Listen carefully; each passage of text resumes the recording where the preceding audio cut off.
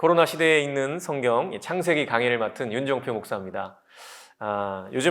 요즘이 아니고 이제 전체적으로 가장 많이 읽히고 또 번역되고 출판되고 소유하고 있는 책이 뭔지 다 아시죠? 바로 이 성경입니다.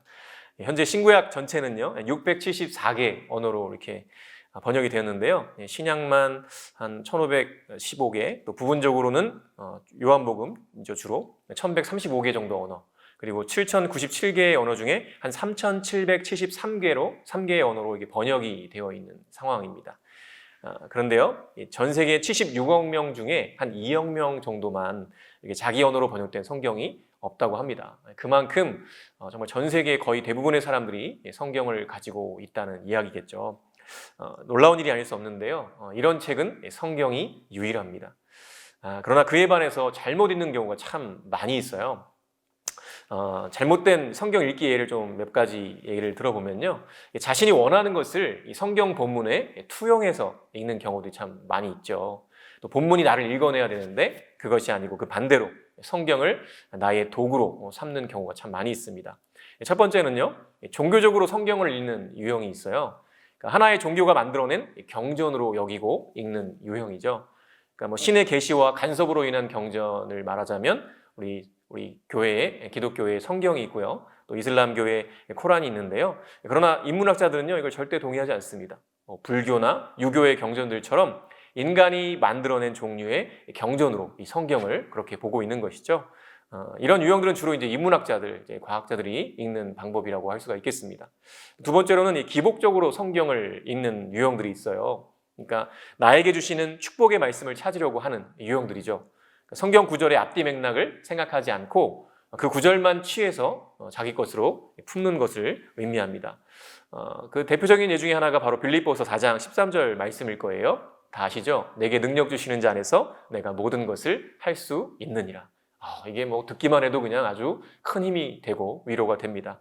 그런데요, 사실 이 성경의 전체적인 맥락을 보면 우리가 이것을 더 제대로 이해할 수가 있어요. 사실 이 11절부터 12절 말씀에 보면 이런 이야기예요. 내가 궁핍함으로 말하는 것이 아니니라. 어떠한 형편에든지 나는 자족하기를 배웠노니 나는 비천에 처할 줄도 알고 풍부에 처할 줄도 알아. 모든 일, 곧 배부름과 배고픔과 풍부와 궁핍에도 처할 줄 아는 일체의 비결을 배웠노라 라는 말씀이 먼저 나와요. 그 다음 바로 13절의 말씀이 나오는 것이죠. 바울은 이미 복음으로 인해서 풍부에도 처해봤고요, 또 비천에도 처해봤습니다. 그렇기 때문에 능력 주시는 하나님 안에서 모든 것을 다 감당할 수 있다는 고백이죠. 그리고 14절에서도 너희가 내 괴로움에 함께 참여하였으니 잘하였도다 라고 말합니다. 즉 바울은 복음으로 인해서 세상에서 당하는 고난도 능히 인내하고 이겨낼 수 있다는 그 믿음의 고백을 13절을 통해서 하고 있는 것이죠. 그러나 안타깝게도 많은 사람들이 그저 자신의 육신의 욕망을 이룰 수 있는 수단으로 말씀을 해석하고 이용하는 경우가 있습니다.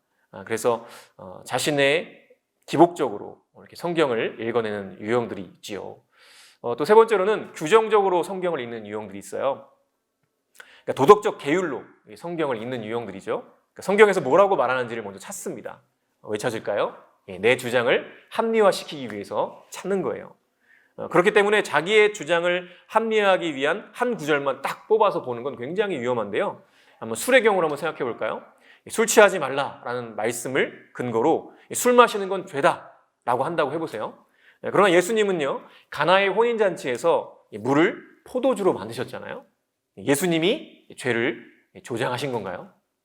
또 바울은요, 디모데에게 몸을 생각해서라도 포도주를 마시라고 이렇게 권장했습니다. 도덕적 법칙과 규정을 찾으려고 하다 보면요, 이런 일들이 생기게 돼요. 그러니까 성경은 규정이 아니라 사상과 원리를 이야기하고 있다는 것을 우리는 이해해야 하는 것이죠. 그러니까 성경이 구체적으로 말하지 않는 것들이 얼마나 많은지 몰라요. 그렇기 때문에 그 안에 나타나 있는 사상과 원리를 잘 이해하고 실행해야 옳은 해석을 할 수가 있는 것입니다.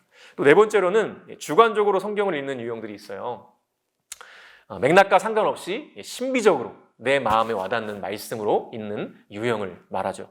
그러니까 이것은 하나님께서 성경을 기록하실 때 1차 청중, 그리고 저희와 같은 2차 청중인 우리를 위해서 하신 메시지로 이해하고 받아들이지 않고요. 전혀 동떨어진 그런 해석들을 하는 사람들이 성경을 읽는 방식들입니다. 이런 경우에 사실은 성경을 점치는 도구로 전락시키는 우를 범하게 되는 것이죠. 너무나 그냥 신비적인 방식으로만 접하기 때문에 그렇습니다. 이렇게 사실 이 하나님의 특별 계시인 성경은요, 분량이 엄청난 책이에요. 굉장히 두껍죠. 따라서 성경을 읽을 때 그냥 무작정 읽는 것이 아니라 성경을 읽는 관점이 필요합니다. 그냥 무턱대고 읽다가는 이렇게 위에서 말씀드린 4가지 정도 잘못된 성경 읽기를 할 수가 있거든요. 그래서 성경을 읽는 여러 가지 관점들이 있는데 하나님께서 이스라엘과 행하신 언약을 중심으로 바라보는 관점이 있고요. 또 에덴 동산을 시작으로 광야 시대의 성막과 다윗 성전 등등 성경을 이 성전으로 보는 관점이 있습니다. 또 그리고 예수님의 중심 사상인 하나님 나라로 보는 관점도 있습니다.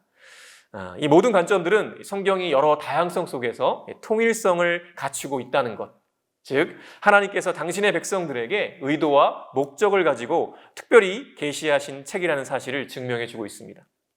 이 강의에서는 특별히 하나님 나라 관점으로 성경을 어떻게 읽고 해석할 것인가에 대한 이야기를 좀 먼저 해보려고 해요. 저명한 신학자인 톰 라이트와 또 하나님 나라 복음 DNA 네트워크의 김영국 목사님의 강의와 책들에 나오는 내용들을 주로 참고해서 이번 강의를 진행하도록 하겠습니다. 성경 해석의 모델을 보면 이제 보통 톰 라이트가 5가지 이야기를 합니다. 창조, 타락, 이스라엘, 예수, 교회, 이렇게 5가지를 이야기하는데요. 거기에 좀 더 첨언해서 좀 이야기를 나눠보도록 하겠습니다. 먼저 첫 번째 성경을 해석하는 이렇게 모델을 보면 첫 번째 부류가 바로 첫 번째 부분이 창조예요. 창조. 하나님이 어떤 분이신가? 세상은 우연히 존재하지 않았다라는 것을 또 이야기하죠. 하나님이 의도적으로 이 세상을 창조하셨다는 것입니다. 과학적으로 설명하고 있지는 않아요. 다만 창조의 원리와 인격적인 하나님께서 우리를 인격적으로 창조하셨고 인격적인 관계를 우리가 맺으신다라는 것을 말씀하고 있는 것이죠. 온 우주를 경영하도록 우리를 또한 만드셨습니다. 그 안에 남성과 여성을 만드셔서 다양성 안에서 하나 되게 하셨고요. 또 노동을 통해서 세상을 잘 경영할 수 있도록 하셨습니다. 노동을 함과 동시에 안식을 취함으로 또 균형 있는 삶을 살도록 하셨죠. 그래서 이것이 창조에 관련된 내용들이라고 할 수가 있어요. 또 창조에 이어서 나오는 내용들을 우리가 어떻게 바라볼 수 있냐면 타락의 모습으로 보죠. 창조의 아름다움으로부터 벗어나 버리게 되죠. 죄의 본질은 뭐냐면 자기 중심성입니다. 하나님이 중심이던 세상에서 자신이 중심으로 사는 것이죠.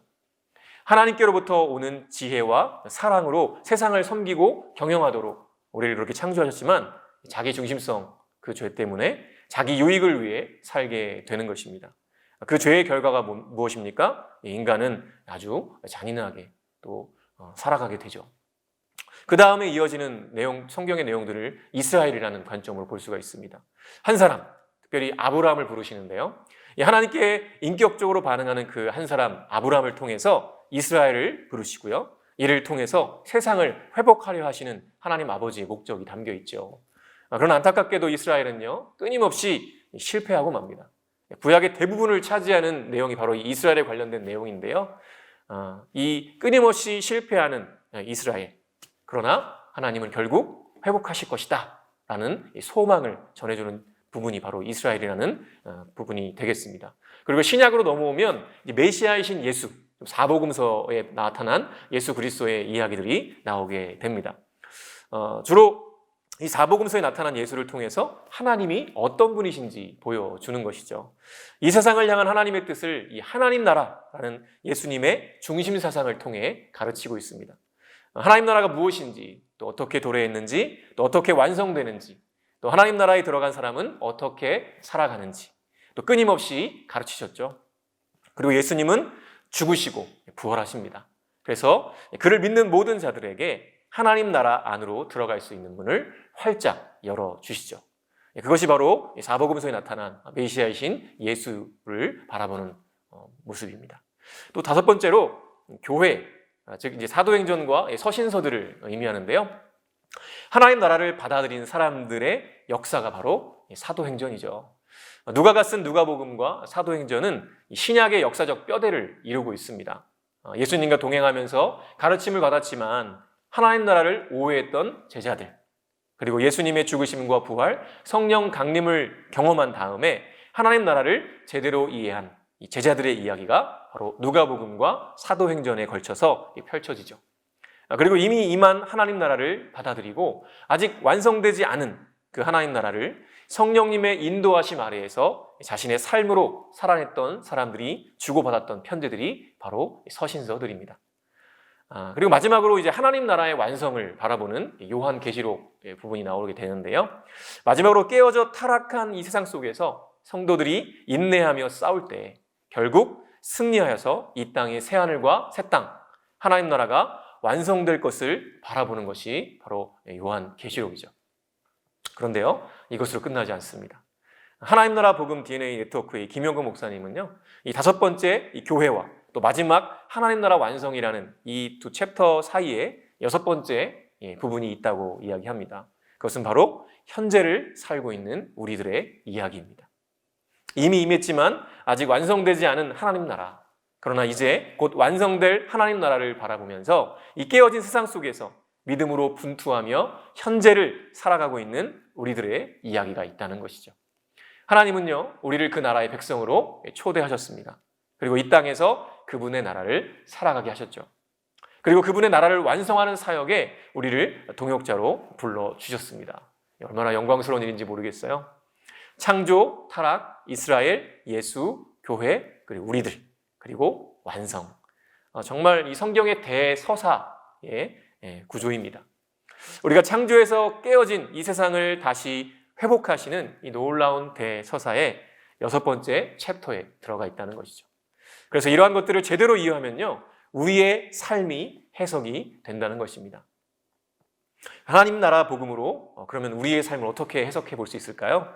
첫 번째로 창조의 이야기를 좀 나눠보면 하나님이 주인이시고요, 그 주인이신 우리 하나님께서 우리를 인격적으로 창조해 주셨습니다. 하나님을 닮아가도록 하셨다는 것이죠. 이것을 제대로 깨달으면요, 내 인생의 목표가 인생의 성공이 아니라 하나님을 닮아가는 것이라는 사실을 깨닫게 됩니다. 즉, 내 인생의 목적은 거룩이다.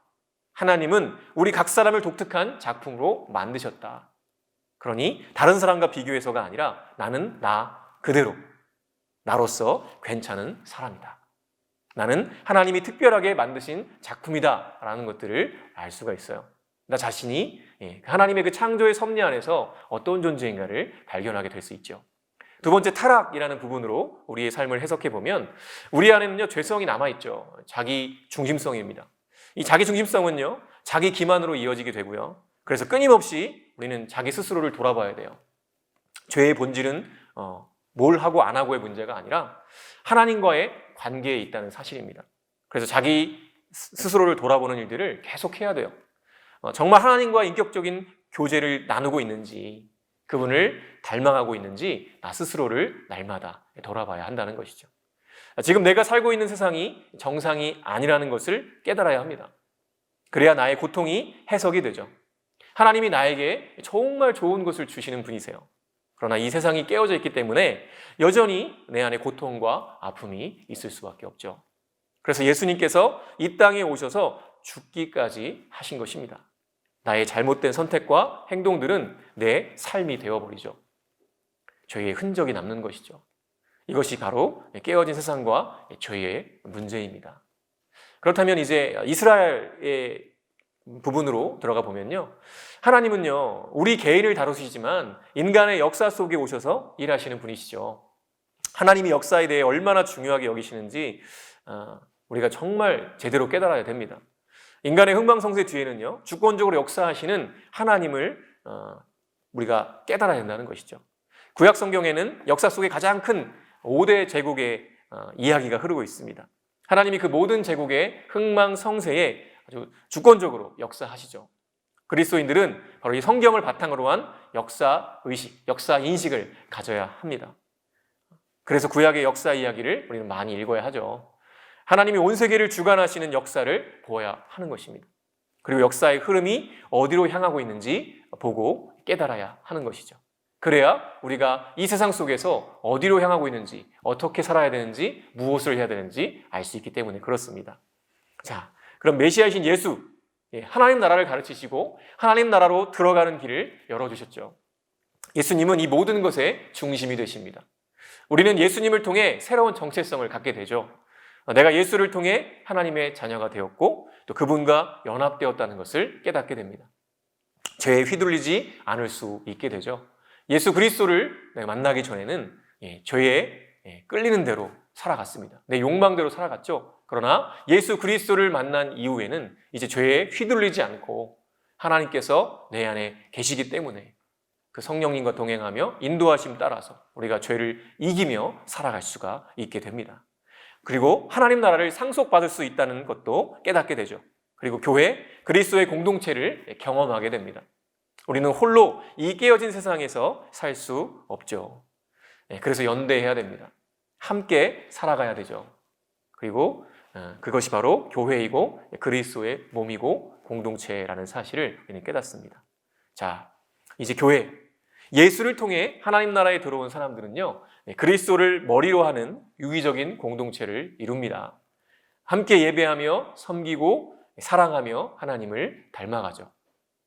교회는요, 사실 건물도 아니고요, 조직도 아닙니다. 정말 대안적인 삶을 살 수 있는 그런 유기체적인 공동체를 말하는 것이죠. 하나님은 이 교회를 통해서 이 깨어진 세상을 회복해 가시기를 원하세요. 얼마나 놀라운 일인지 모르겠습니다. 그리고 마지막 계시록의 이야기, 하나님 나라 완성을 보게 됩니다. 하나님은요, 이 교회를 통해서 이 깨어진 세상을 회복하시려는 아주 놀라운 큰 그림을 갖고 계시고요. 결국 그 나라는 어떻게 우리를 통해 또 그리스도를 쫓는 우리를 통해 완성될 것이다 라고 말씀하시는 것이죠. 그러니 우리의 삶이라는 것이 얼마나 중요한지 모르겠어요. 그리고 아까 말씀드린 대로 교회와 하나님 나라 완성 사이에 우리들의 이야기가 있다고 했죠. 이 큰 그림을 발견하게 되면 내 삶이 드디어 해석되게 됩니다. 단순히 자녀들 좋은 대학 가고요, 시집장가 잘 가는 것, 그것이 내 삶의 목표였다면 이제는 그 목표가 완전히 달라집니다. 하나님 나라를 발견하고 그 나라가 이루어지는 데에 쓰임받기를 갈망하는 그런 삶으로 변화되는 것이죠. 이 세상, 정말 이 유한한 이 세상에서 내가 잘 먹고 잘 살고 떵떵거리고 사는 것, 남들보다 부자로 사는 것, 건강하게 사는 것, 그것이 물론 중요하죠. 그러나 그것보다 훨씬 더 중요한 하나님의 큰 꿈, 비전이 있다는 것을 우리는 깨달아야 하는 것입니다. 그렇게 되면 이제는 그런 큰 그림뿐만 아니라 또 개인적으로도 또 섬세하게 말씀으로 도전하시고요, 위로하시고 책망하시며 인도해 가신다는 사실을 우리는 깨닫게 됩니다. 이러한 성경 해석의 모델을 기반으로 우리가 성경을 읽어갈 때요, 길을 잃고 헤매지 않을 수가 있습니다. 특별히 앞으로 공부하게 될 창세기는요, 모세 오경의 서론이고요, 동시에 구약 성경의 서론이고요, 또한 성경 전체의 서론이기도 합니다. 따라서 창세기를 이해하지 않으면 당연히 성경 전체를 제대로 이해하지 못하게 되는 것은 너무나 당연한 결과입니다. 그러니 앞으로 이 창세기 6번 동안 더 강의를 나누게 될 텐데 잘 따라오시길 바랍니다. 창세기에 나타난 하나님의 창조 원리와 섭리, 그리고 왜 이 땅을 만드셨는지, 우리를 만드셨는지, 또 하나님의 꿈이 무엇인지, 그런데 그 하나님의 꿈이 어떻게 우리로 인해서 깨어지게 되어 있는지, 그런 모든 것들을 우리가 제대로 이해해야만 우리의 삶의 의미도 제대로 알 수 있고 우리의 삶의 비전과 목적도 발견하게 되고 이제 우리가 어떻게 살아가야 될지도 결단하게 될 줄로 믿습니다. 오늘 강의 들어주셔서 감사하고요. 다음 시간에 뵙도록 하겠습니다. 감사합니다.